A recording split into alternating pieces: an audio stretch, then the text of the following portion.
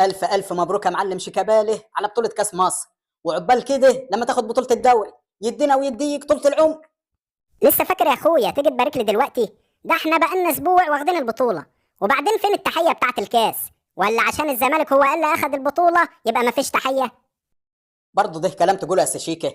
وبعدين اللي اخرني في ان اجي ابارك لك كانت ايام عيد بقى ودبيح وهيصه. ده غير ان احنا كنا متابعين زيزو لما راح الاهلي. ويا سيدي ما تزعلش، هعمل لك احلى تحيه. ايه ده؟ يا دي النيله، الطلقات خلصت يا شيكاباله، اعذرنا بقى. بس يا عم خلاص خلاص، انا عارف ان حظي منيل بنيله. وبعدين حبكت يعني يعملوا تقدمه صفقه زيزو يوم العيد وصباحيه ما احنا واخدين الكاس من بيراميدز.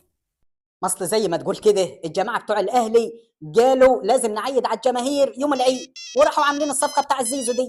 استنى كده لما اشوف مين اللي عمال بيرن عليا ده. ايه ده رقم امريكاني. يا ترى مين اللي عايز يكلمني من امريكا؟ الو، مين اللي بيكلمني من امريكا؟ الو، ايوه يا حاج سبورت، انا زيزو يا عم، وده رقم الامريكاني الجديد.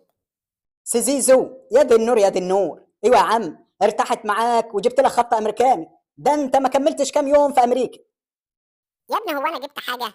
ده النادي الاهلي جاب له كل واحد فينا خط علشان نطمن على اهلنا في مصر. المهم انت فين دلوقتي؟ انا يا سيدي واقف مع المعلم شيكاباله، وكنت جاي ابارك له على البطوله بتاعت كاس مصر. وهو معاك اهو عايز يكلمك. زيزو حبيب قلبي، ايه يا ابني فين ايامك ولياليك؟ من ساعه ما بطلت تيجي الزمالك وانت ولا حس ولا خبر. حبيب قلبي يا شيكو، والله من ساعه ما مضيت للاهلي وسافرت على امريكا وانا مش فاضي خالص. هو انت ما شفتش الفيديو بتاع تقديمي في الاهلي ولا ايه؟ شفته يا سيدي ويا ريتني ما شفته. وبعدين حبكت يعني تعمله واحنا لسه واخدين الكاس؟ روح يا اخي منك لله، ضيعت علينا فرحه الكاس وخلتنا قاعدين حزانه في الزمالك.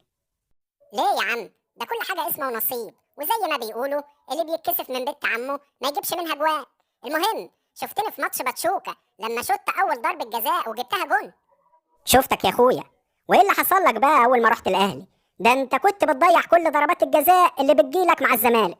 طب اقول لك ايه، شفتني انا بقى لما شوت اخر ضربه جزاء للزمالك وجبت البطوله؟ اه يا عم، ده انا كنت حاطط ايدي على قلبي وكنت متاكد انك هتضيعها زي ماتش الاهلي، بس اتسطرت معاك. وبعدين اخلص يا عم شيكا، كفايه كلام، الرصيد بتاعي قرب يخلص، وانا اساسا مش فاضي، ورايا تدريبات وكاس العالم للانديه وليله كبيره قوي. ماشي يا عم زيزو، الله يرحم ايام ما كنا بنقعد في قهوه الزملكاويه ونسمع ماتشات الاهلي في كاس العالم للانديه. بقيت انت دلوقتي معاهم في البطوله وانا اللي لسه قاعد بتفرج على القهوه. ماشي يا سي زيزو، يلا سلام انت بقى علشان الرصيد بتاعك.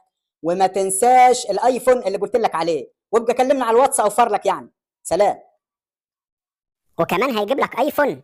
لا ده كده العمليه ارتاحت قوي مع الواد زيزو، ربنا يوعدنا يا رب. امال زيك يا سشيكه، خدت كاس مصر واللي حتى ما عزمت عليه بجزازه حاجه سجع. يلا سلام. اشوفك بقى على اقرب قهوه عشان نسمع انا وانت الاهلي في كاس العالم للانديه ونتفرج على الولا زيزو.